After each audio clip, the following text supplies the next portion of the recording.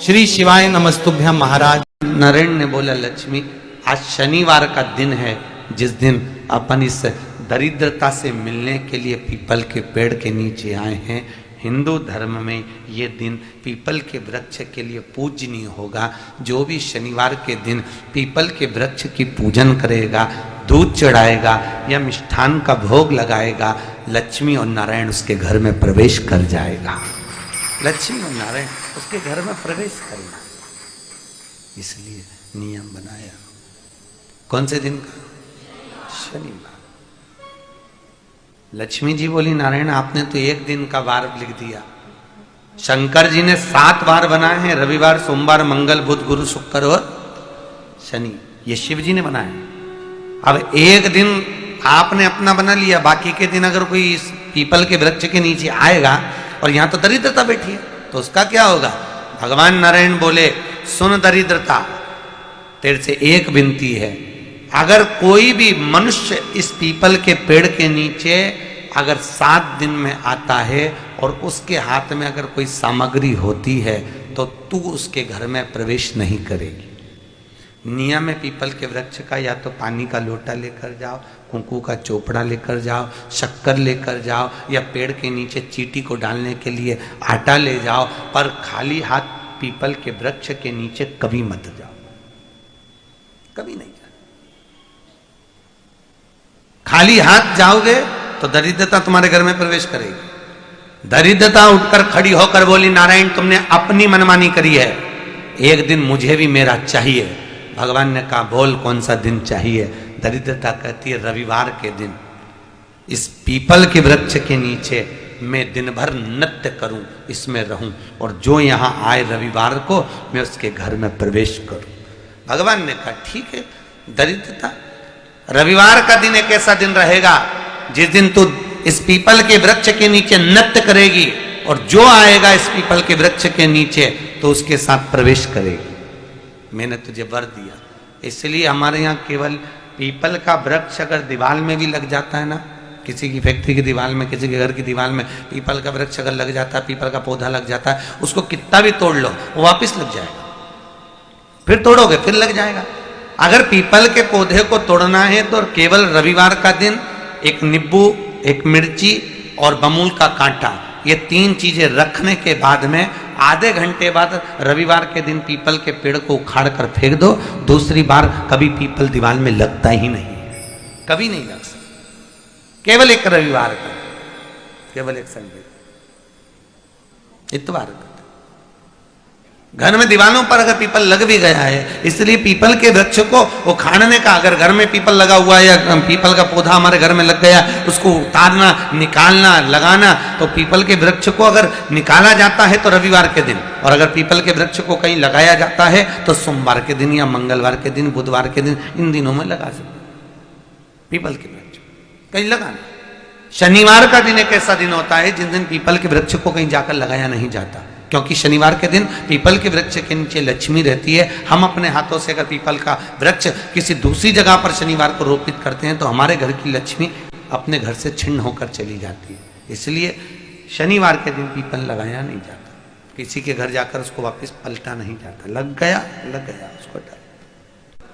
प्रभु मेरी धर्म पत्नी को कहाँ रखूं आप बताओ? वो तो जहां यज्ञ होता है, अनुष्ठान होता है, दान होता है, पुण्य होता है, सत्कर्म होता है, वहां जाने को तैयार नहीं।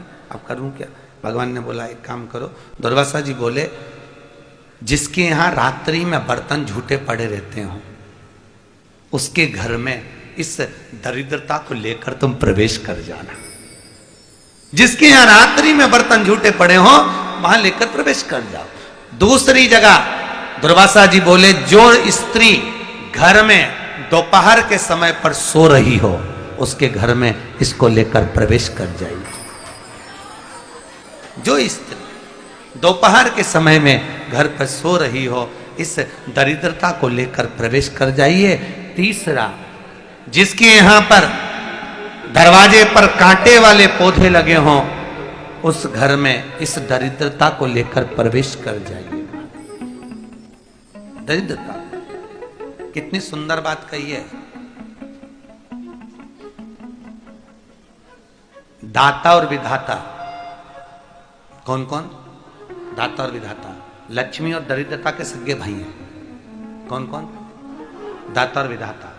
दाता को फिटकरी प्रिय है, विधाता को नमक प्रिय है। ये दोनों हमेशा लक्ष्मी को और दरिद्रता को दोनों को समझाते थे, दोनों में प्रेम बढ़ाते थे। आज भी हिंदू धर्म की रीति है। यहां तो ठीक है, जिसके यहां पर भी अगर थोड़ी सी भी परेशानी होती है, थोड़ा सा क्लेश होता है, अशांति होती है, लक्ष्मी नहीं टिक रही हो, काम नहीं बन रहे हो, बहुत प्रयास करा जा रहा हो और हमारा कार्य नहीं होता, तो क्या करते हैं? फिटकरी और नमक को पानी में डाल देते हैं और घर में पोछा लगा देते हैं। आप लोगों ने आजकल फेसबुक पे भी पढ़ा होगा, व्हाट्सएप पे भी पढ़ा होगा। तो क्यों लिखा उसमें? उसका कारण ही केवल इतना है कि दाता और विधाता की प्रियता उसमें। माता ख्याति के जो 4 बच्चे हुए, इसमें जो 2 लड़के हैं, दाता और विधाता, उसकी प्रियता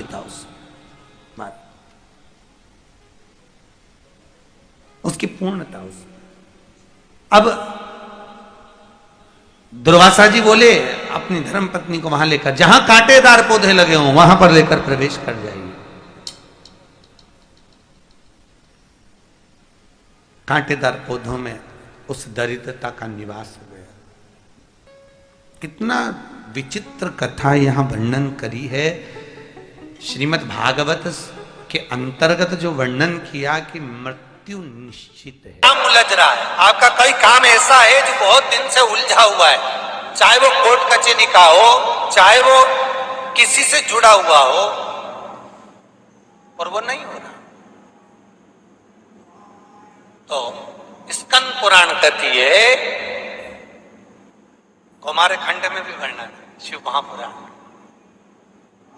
कि किसी भी नवमी को आप आंवले के पेड़ के नीचे घी का दिया लगाकर, मौली मतलब हाथ में जो नाड़ा बांधते हैं, लच्छा, मौली, लच्छा, नाड़ा, हाथ में बांधने वाला पूजन वाला धागा लाल, घी का दिया लगाकर 5 परिक्रमा आंवले के वृक्ष की कर लीजिए और परिक्रमा कर धागे को वहीं पर छोड़कर थोड़ा सा धागा और अलग से लेकर किसी टहनी पर उसको कामना कर बांध दीजिए। महाराज, 10वीं तिथि को, 9वीं को तो ये करोगे, 10वीं को वापस जाकर आंवले के पेड़ के नीचे घी का दिया लगाइए और जो धागे की आपने टहनी पर जो धागा बांधा है उसको खोल कर ले आइए, अपने हाथ पर बांधकर उसी धागे को पहनकर अपने काम के लिए निकल जाइए, आपको सफलता प्राप्त हो जाएगी। शमी की जो पत्ती होती है,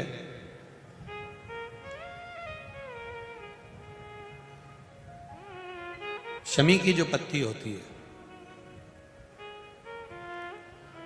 एक पत्ती में जितनी पत्तियां लगी होती हैं और एक पत्ती के अंदर, जरा ध्यान देंगे, जैसे इस पत्ती में ढेर सारी पत्तियां लगी हुई है, उस पत्ती में से भी एक पत्ती तोड़ोगे और एक पत्ती तोड़ने पर उस पत्ती को भी अगर गिनोगे तो उसमें बहुत सारी पत्तियां होती हैं। आज प्रयास करना, अगर कहीं आपको शमी की पत्ती मिले तो जैसे ये पत्ती, इस पत्ती को तोड़ा गया, इस पत्ती में से एक पत्ती निकाली गई और एक पत्ती निकालकर आप धीरे से रखना, और उसमें भी बारीक बारीक बारीक बारीक बारीक बारीक बहुत सारी पत्तियां नजर आती हैं। शिव महापुराण की कथा कहती है, जो सोमवार की अष्टमी हो या प्रदोष का व्रत हो या 12 महीने की शिवरात्रि हो या किसी भी दिन प्रदोष काल के अंतर्गत शंकर भगवान को एक शमी का पत्ता कोई भूलवश भी समर्पित कर देता है, तो जितनी एक पत्ती में पत्तियां होती है और उस पत्ती के अंदर भी एक पत्ती को तोड़ने के बाद जितनी पत्तियां होती है, उतने जन्म मृत्यु लोक में मनुष्य के नहीं होते। 84 लाख योनियों में से वो योनियां कट जाती हैं और देव योनि प्राप्त हो जाती। एक शमी पत्र की इतनी महत्वता है, एक शमी पत्र। बेटी का प्रश्न है, कोई बेटी ने प्रश्न करा, मेरा नाम प्रेरणा है, हम रायपुर भाटा गांव से आए हैं। प्रेरणा जी कहीं बैठी हैं? आप ही हैं? धन्यवाद आपके प्रश्न का, बहुत सुंदर आपने प्रश्न किया। आइए एक बेलपत्र लेकर जाइएगा। और नीचे आपने लिखा, आपकी बहन प्रेरणा, मैं बहुत बहुत साधुवाद करता हूँ जी आपके प्रश्न के लिए। आपने प्रश्न किया, घर के मंदिर में देवी और देवता दोनों रहते हैं। हमारे घर के मंदिर में, प्रत्येक घर के मंदिर में देवी भी रहती है, देवता भी रहते हैं। हमें घर में नित्य प्रति कौन सी बाती का दिया लगाना चाहिए, लंबी या गोल? कृपया निवेदन है, इस प्रश्न का उत्तर जरूर। सबके घर में देवी भी होती है, देवता भी होता है। अब बत्ती कौन सी लगाना है, कौन सी बाती? एक होती है लंबी बाती। बोलो बोलो, सही है कि गलत है? प्रश्न अच्छा है ना? अरे जम के तो बोलो, सबके काम का है। तो फिर वो जी के लिए जोरदार ताली बजाओ। सबके काम की चीज है ना, एक अच्छा प्रश्न मिला है। और केवल आपके लिए नहीं, केवल कच्चे गांव के लिए नहीं, कांकेर क्षेत्रवासियों के लिए नहीं, जितने इस आस्था चैनल के माध्यम से, फेसबुक के माध्यम से, इंस्टाग्राम के माध्यम से और संपूर्ण सोशल मीडिया के माध्यम से और संपूर्ण मीडिया के माध्यम से, चाहे वो यहाँ के पत्रकार बंधु हो, सोशल मीडिया हो या ऑल मीडिया हो, सभी मीडियाओं के माध्यम से जो लोग कथा को श्रवण कर रहे हैं, लाखों की संख्या में, करोड़ों की संख्या में, वो इस प्रश्न का उत्तर जरूर सुन। इसमें उन्होंने प्रश्न करा है कि गुरुदेव, घर के मंदिर में देवी और देवता दोनों रहते हैं, तो हमें घर में नित्य प्रति कौन सी बाती, लंबी या गोल का प्रयोग करना चाहिए?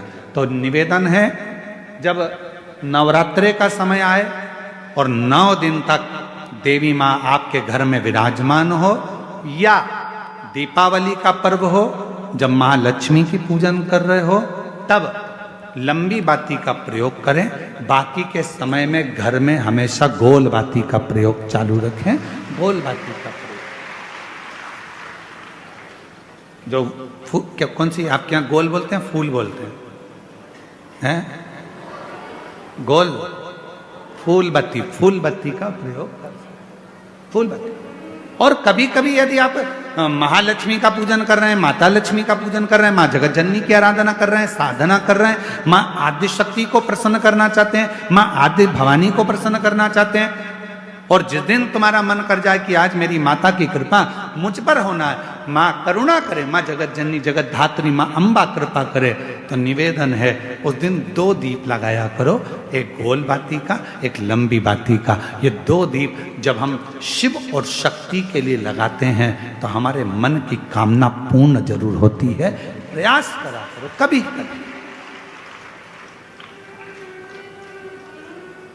कभी। और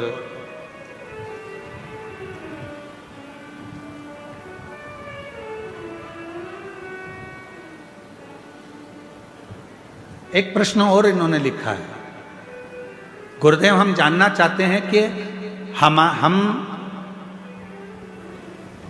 बच्चों को रुद्राक्ष का जल देना चाहते हैं, पर बच्चे कई बार वो पीते नहीं, कोई कहीं नहीं पीता, कोई नहीं पीता, कोई पीता, तो हमने क्या करा कि घर का जो मटका है उस मटके में रुद्राक्ष डाल दिया। कैसी रही?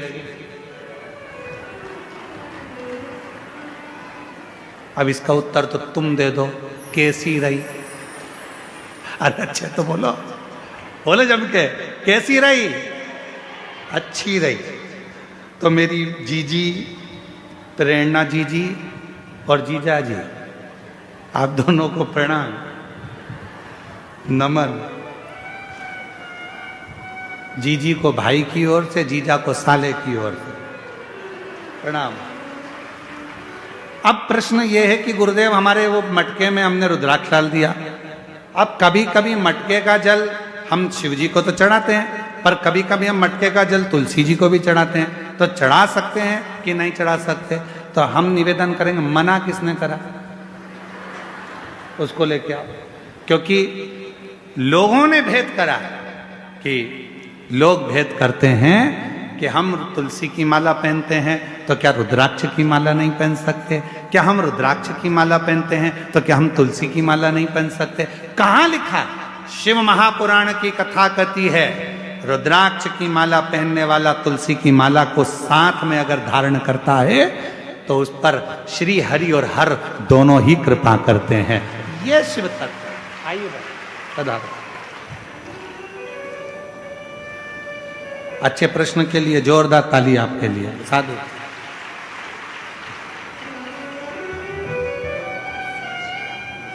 कई लोग कहते हैं गुरुजी हमारा बुरा वक्त आया तो हमारे रिश्तेदारों ने साथ छोड़ दिया, रिश्तेदार बदल गए,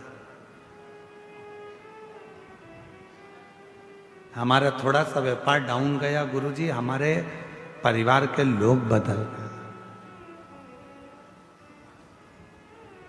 अच्छा आपसे पूछें, जरा उत्तर देना कांकेर वालों, सब लोग, बुरा वक्त आया तो रिश्तेदार बदल गए, बोलो बदले कि नहीं बदले?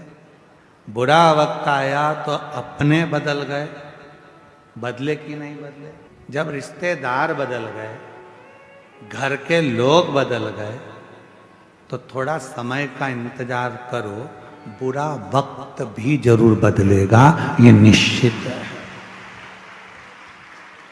बुरे वक्त में जब रिश्तेदार बदल जाते हैं, बुरे वक्त में जब अपने बदल जाते हैं, बुरे वक्त में जब सगे बदल जाते हैं, तो थोड़ा सा इंतजार करना, शिव जी को एक लोटा जल चढ़ाते रहना, बुरा वक्त भी एक दिन जरूर बदल कर ही रहेगा, ये निश्चित होगा।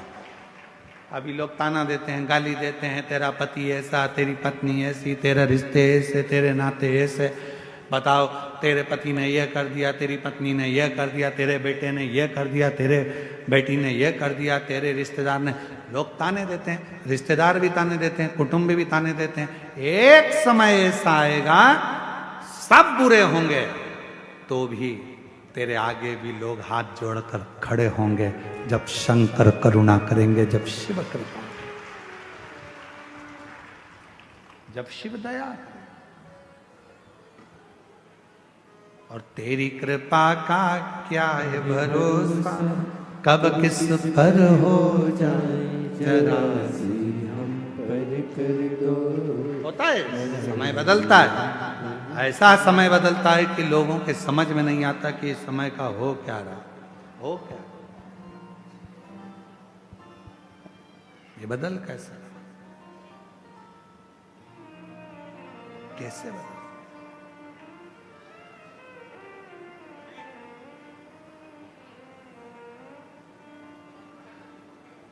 एक बात आप लोगों से कहें, एक मक्का का खेत था, मक्का लग रही थी, मक्का बोने वाला जो किसान था, मालिक, वो ध्यान रखता था पूरी फसल का, कभी कभी बंदर आ जाते थे तो उनको भगा देता। अब एक दिन मक्का लग रही है खेत में, और मक्का लगाने वाला जो मालिक था, भगाने वाला जो मालिक था, वो मर गया। सारे बंदरों को मालूम पड़ गया कि वो मालिक मर गया। बंदर सारे खुश हो गए, मालिक मर गया, खूब मक्का खाओ, खूब खेत मचाओ, खूब खेत बर्बाद करो। उसी में एक चतुर बंदर बैठा था, उसने कहा अब मचा कर और खाकर करोगे क्या? आज तो मचा लोगे, खा लोगे, पर उस खेत को बोने वाला, फसल लगाने वाला ही, फसल लगाने वाला ही जब मर गया तो आने वाले साल में न मक्का लगेगी न खेत बुआएगा, तो फिर मक्का कहाँ से खाओगे, कहाँ से? बुरा सोचने वाले सोचते रहते, अच्छा हो गया इसके साथ ऐसा हो गया, अच्छा हुआ इसके साथ ऐसा हो गया। अरे शिव महापुराण की कथा कहती है, जब हमारा कोई सनातनी, हमारा कोई सनातन धर्म को धारण करने वाला, हमारे सनातन को कोई आगे बढ़ाने वाला, जब सनातन को आगे बढ़ा रहा हो तो सबको एकजुट होकर खड़े होना चाहिए, जिससे हमारा सनातन धर्म मजबूत हो सके, सनातन धर्म मजबूत हो सके। महाराज कौन सा है?